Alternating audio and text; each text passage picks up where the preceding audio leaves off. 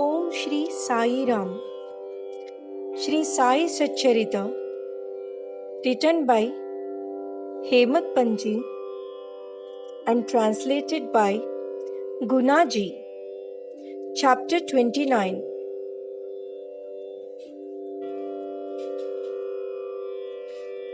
This chapter describes other interesting and wonderful stories of Sai Baba.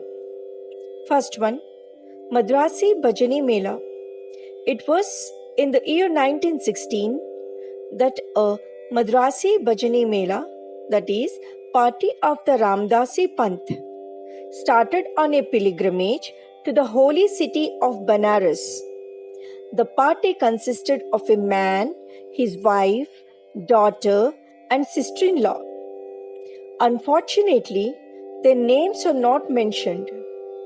On their way, the party heard that they lived at Shirdi in Kopargam Taluka, Ahmednagar district, a great sage named Sai Baba, who was calm and composed and who was very liberal and who distributed money every day to his bhaktas and to skillful persons who went and showed their skill there. A lot of money in the form of dakshina was collected daily by Sai Baba, and out of this amount he gave daily 1 rupee to a 3-year-old girl, Amani, the daughter of a Bhakta Kondaji, and 2 rupees to 5 rupees to some, rupees 6 to Jamali, the mother of Amani, and 10 rupees to 20 rupees and even 50 rupees to other bhaktas as he pleased. On hearing all this, the party came to Shirdi and stayed there. The Mela did very good bhajan and sang very good songs, but inwardly they craved for money. 3 of the party were full of avarice, but the chief lady or mistress was of a very different nature. She had a regard and love for Baba. Once it so happened that when the noonday aarti was going on, Baba was much pleased with her faith and devotion and was pleased to give her darshan of her Ishtam, that is, beloved deity. To her, Baba appeared as Sainath, that is Rama, while to all the others, the usual Sainath. On seeing her beloved deity, she was very much moved. Tears began to flow from her eyes, and she clapped her hands in joy. The people began to wonder at her joyful mood, but were not able to guess its cause. Late in the afternoon, she disclosed everything to her husband. She told him how she saw Sri Rama in Sai Baba. He thought that she was very simple and devout, and her seeing Rama might be a hallucination of her mind. He pooh-poohed her, saying that it was not possible that she alone should see Rama while they all saw Sai Baba. She did not resent this remark, as she was fortunate enough to get Rama Darshan now and then. Wonderful vision. Wonderful vision is that things were going on like this when the husband got a wonderful vision in his dream one night as follows. He was in a big city. The police there had arrested him, tied his hands with a rope, and put him up in a cage or lockup. As the police were tightening the grip, he saw Sai Baba standing quite outside near the cage. On seeing Baba so near, he said in a plaintive tone, "Hearing your fame, I came to your feet, and why should a calamity befall me when you are standing here in person?" Baba said, "You must suffer the consequences of your action." He said, "I have not done anything in this life which would bring such a misfortune on me? Baba said, If not in this life, you must have committed some sin in your past life. He replied, I do not know anything of my past life, but assuming that I did commit some sin then, why should it not be burnt and destroyed in your presence as dry grass before fire? Baba, have you got such faith? He said, Yes. Baba then asked him to close his eyes. No sooner did he shut them than he heard a thumping sound of something falling down, and opening his eyes, he saw that he was free and the police had fallen down bleeding. Being much frightened, he began to look at Baba, who said, Now you are well caught. Officers will now come and arrest. Now you are well caught, officers will now come to you. Then he begged, There is no Savior except you. Save me anyhow. Then Baba again asked him to close his eyes. He did so, and when he opened them, he saw that he was free, out of the cage, and that Baba was by his side. He then fell at Baba's feet. Baba then asked him, Is there any difference between this namaskar and your previous ones? Think well and reply. He said, There is a lot of difference. My former namaskaras were offered with the object of getting money from you. But the present namaskar is one offered to you as God. Besides, formerly I thought resentfully that you, being a Mohammedan, were spoiling us, the Hindus. Baba said, Do you not believe in your mind in Mohammedan gods? He said, No. Then Baba said, Have you not got a panja, that is, emblem of hand, in your house? And do you not worship the same in Tabut by name Kadbibi, whom you propitiate and appease on marriage occasion and other festivals? Is it not so? Then he admitted all this. Then Baba said, What more do you want? Then a desire arose in his mind to get the darshana of his Guru Ramadas. When Baba asked him to turn back and see, and when he turned, lo, Ramdas was in front of him. No sooner did he begin to fall at his feet, Ramadas vanished. Then he inquisitively asked Baba, You look old. Do you know your age? Baba said, What? Do you say I'm old? Just run a race with me and see. On saying this, Baba began to run and he too followed. Baba disappeared in the dust raised by his footsteps while running, and the man was awakened. After awakening, he began to think seriously about the dream vision. His mental attitude was completely changed, and he realized the greatness of Baba. After this, his grabbing and doubting tendencies disappeared, and true devotion to Baba's feet sprang in his mind. The vision was a mere dream, but the questions and answers therein were most significant and interesting. Next morning, when all the persons assembled in the masjid for the arati, Baba gave him as prasad 2 rupees worth sweetmeats and also 2 rupees from his pocket and blessed him. He made him stay there for a few more days and gave him his blessing, saying, Allah, that is God, will give you plenty and he will do all good. He did not get more money there, but he got far better things, that is Baba's blessings, which stood him in good stead all along. The party got plenty of money afterwards, and their pilgrimage was successful as they had not to suffer any trouble or inconvenience during their journey. They all returned home safe and sound, thinking of Baba's words and blessings and the anand or the bliss they experienced by his grace. This story illustrates one of the methods which Baba followed, that is, and is following even now, in some cases to improve and reform his devotees.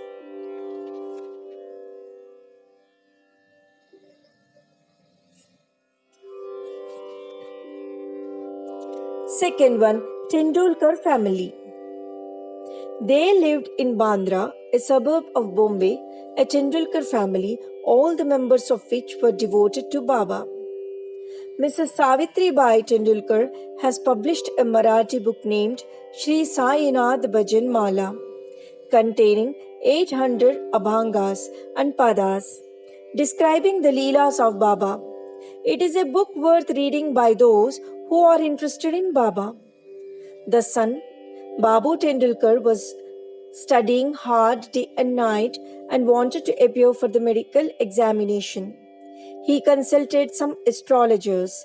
Examining his horoscope, they told him that the stars were not favorable that year and that he should appear for the examination next year, when he would be certainly successful.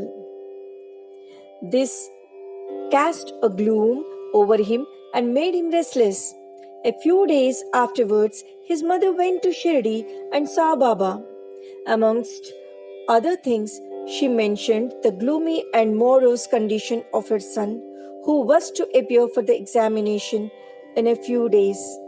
Hearing this, Baba said to her, "Tell your son to believe in me, to throw aside horoscopes and predictions of astrologers and palmists, and go on with his studies. Let him appear for the examination with a calm mind.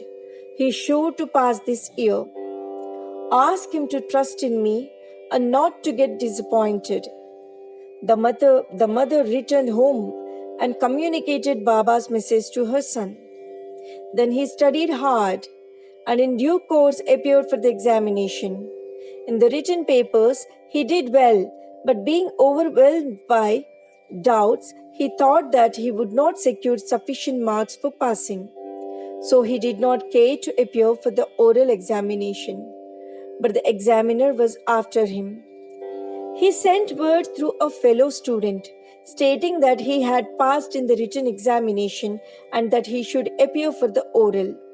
The son, being thus encouraged, appeared for the oral examination and was successful in both. Thus he got through the examination that year successfully by Baba's grace, though the stars were against him.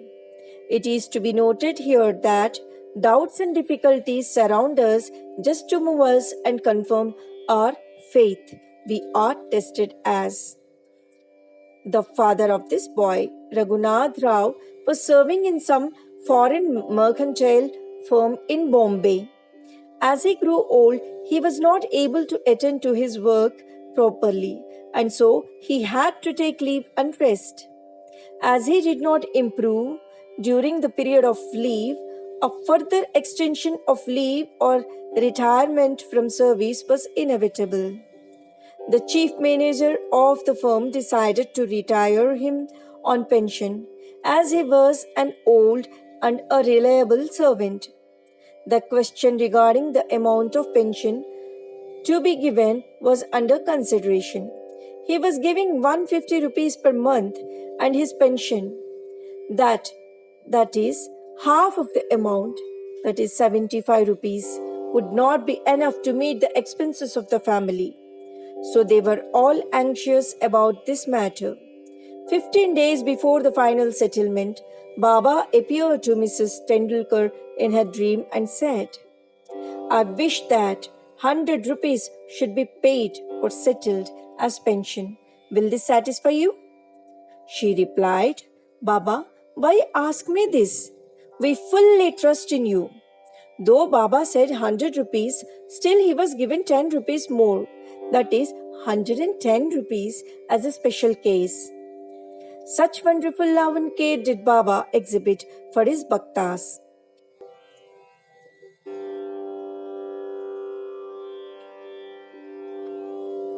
Third one, Captain Hate. Captain Hate, who was staying in Bikaner, was a great devotee of Baba. Once Baba appeared to him in his dream and said, "Did you forget me?" Hate then immediately held Baba's feet and replied, "If a child forgets his mother, how could it be saved?" Then Hate went into the garden and took out fresh wal papadi vegetables and arranging shidha, that is ghee, wheat flour and dal, etc. And Dakshina was about to offer all this to Baba when he was awakened and came to know that the whole thing was a dream. Then he decided to send all these things to Baba at Shirdi.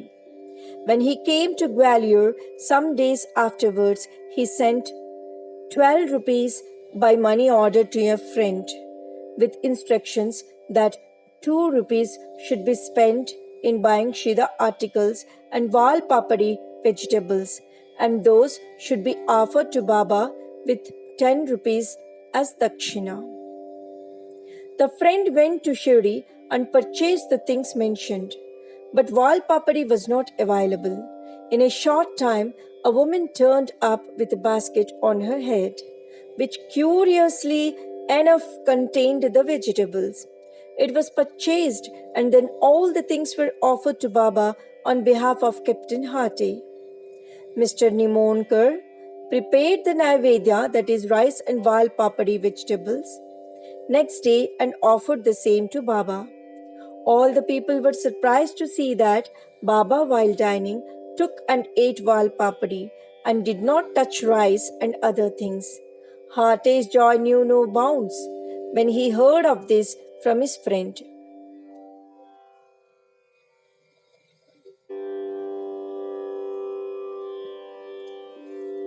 Consecrated Rupee. At another time, Captain Hate wished that he should have in his house a coin of rupee consecrated by Baba with his touch. He came across a friend who was bound for Shirdi. With him, Hate sent his rupee. The friend went to Shirdi and after the usual salutation gave first his dakshina, which Baba pocketed. Then he gave Hate's rupee, which Baba took in his hand and began to stare at it. He held it in front, tossed it up with his right thumb, and played with it. Then he said to the friend, "Return this to its owner with the prasad of Udi. Tell him that I want nothing from him. Ask him to live in peace and contentment." The friend returned to Gwalior, handed over the consecrated rupee to Hate, and told him all that happened at Shirdi. This time Hate was much pleased and realized that Baba always encouraged good thoughts. And as he wished intently, Baba fulfilled the same accordingly.